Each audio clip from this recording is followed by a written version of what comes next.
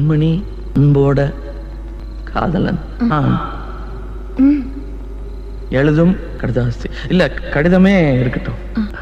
உன்னை நினைச்சு பார்க்கும்போது கவிதை மனசுல அருவி மாதிரி கொட்டுது.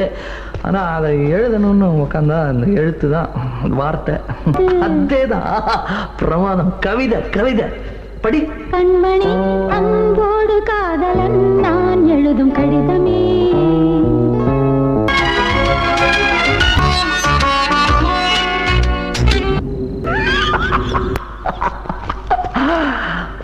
மனிதர் உணர்ந்து கொள்ள இது மனித காதல் அல்ல. காதல் அல்ல. காதல் அல்ல. தன்னாலே மாறி போன மாயம் என்ன பொன்மானே பொன்மானே.